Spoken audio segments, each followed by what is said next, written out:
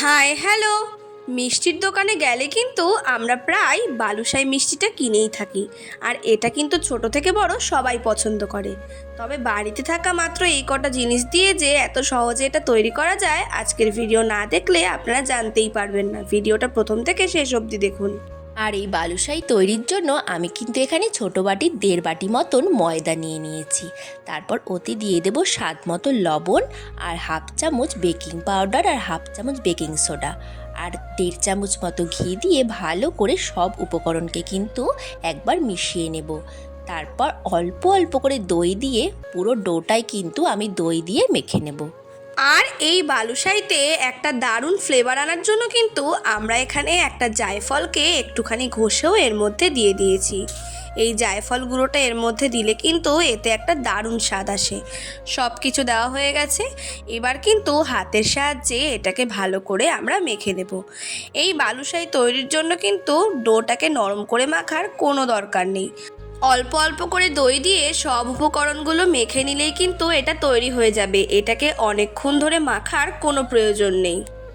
আর আমাদের ময়দাটা মাখা হয়ে গেলে আমরা আধ ঘন্টার জন্য কিন্তু এটাকে একটু রেস্টে রেখে দেবো।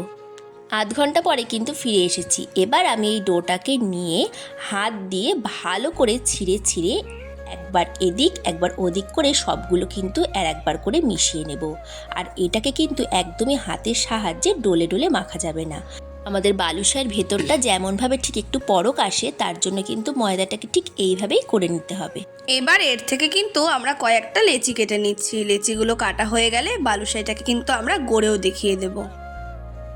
এবার বালুশাইগুলো গড়ার জন্য হাতে প্রথমে একটা লেচি নিয়ে সামান্য চেপে চেপে আমি ঠিক যেমন করছি আপনারা ভিডিও দেখে বুঝতেই পারছেন। তারপর কিন্তু একটু ঘুরিয়ে ঘুরিয়ে ওপর থেকে সব দিক থেকে একটু মুড়ে নেব, আর মধ্যেখানটা আঙুল দিয়ে একটুখানি ডেবে দেব।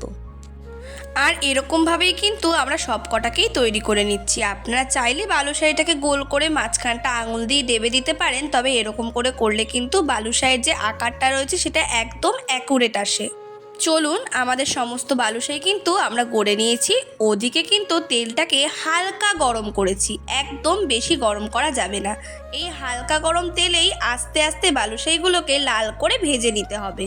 আর এই পুরো ভাজার সময়টায় কিন্তু গ্যাসটা একদম কম ফ্লেমে থাকবে।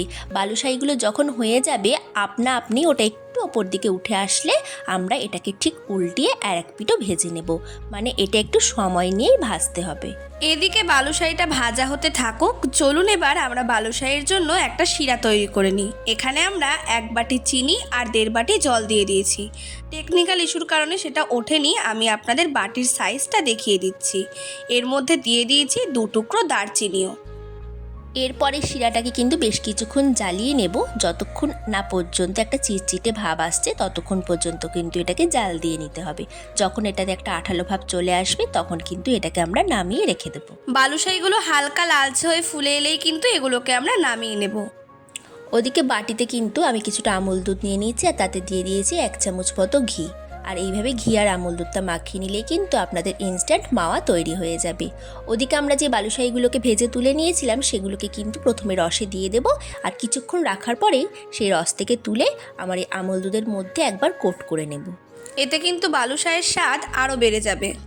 আমাদের এখানকার দোকানে কিন্তু এরকম মাওয়াতে কোট করে না, তবে অরিজিনাল যেই বালুশাই সেগুলো কিন্তু মাওয়াতে কোট করারই নিয়ম। তবে এখন জিনিসের দাম বেড়ে যাওয়াতে এরকম তো কিনে খাওয়াই হয় না, তাই বাড়িতে যদি তৈরি করে নেওয়া যায় তবে কিন্তু যেমন সুস্বাদু হবে আর তেমন হেলদি জিনিসটাও আমরা খেতে পারবো। এরমভাবে সব কটা মাওয়াতে কোট করে নিলেই কিন্তু আমাদের বালুশাই একদম তৈরি। তাহলে দেখেছেন তো আজ কত সহজেই আপনাদের আরও একটা নতুন রেসিপি শেয়ার করে দিলাম। ভিডিওটা ভালো লাগলে চ্যানেলটা সাবস্ক্রাইব করে দেবেন। বাবা।